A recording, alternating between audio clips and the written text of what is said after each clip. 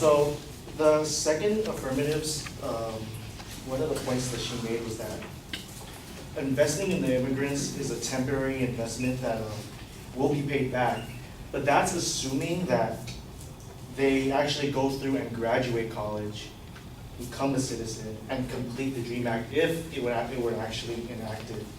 So it's hard to think like if students in our own country are having trouble finding jobs and are having trouble paying back loans, the assumption can't really be made that although you can't deny that the immigrants do have potential, we can't just assume that they're automatically going to be able to find a job right off the bat if they do graduate college and are able to pay back what they actually are borrowing. So she also mentioned that they receive about 1% of the aid. So I want to mention the percentage of undocumented students that actually attend school. So the number of undocumented youth under 18 is actually 1.8 million.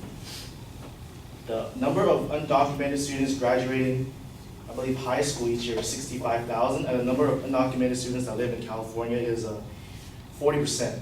So with such a low number, receiving help, and even if they do graduate college, it's hard to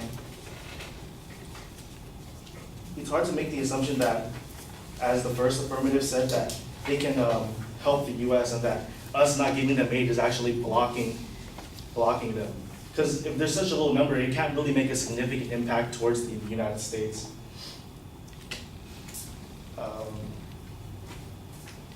So one thing I wanted to say about the DREAM Act was that our prompt is that undocumented students should receive access to financial aid.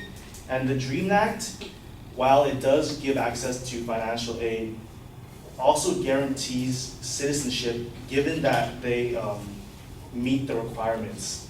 So in a sense, this is not an actual solution to giving financial aid to undocumented students. It's turning undocumented students into documented legal citizens of the United States.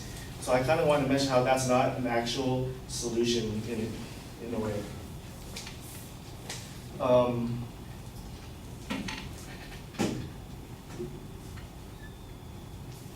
Also, the DREAM Act mentions that, as Madeline mentioned earlier, you either need to complete 2 years of community college or 2 years of four-year university going towards a bachelor's degree. But it does not mention in the DREAM Act that you actually have to complete college to become a citizen.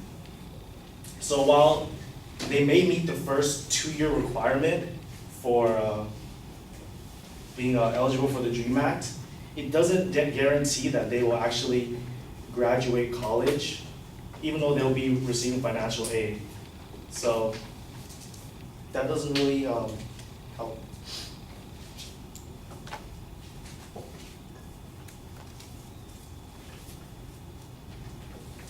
Oh, and our points for the negative side are not to demoralize or diminish any of the immigrants for their potential or their self-worth. We're not saying that they should be, that it's bad to want a better life here.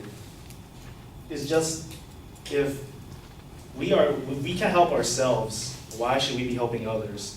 If they can actually in turn help us because their population is actually not a significant amount to contribute to the United States.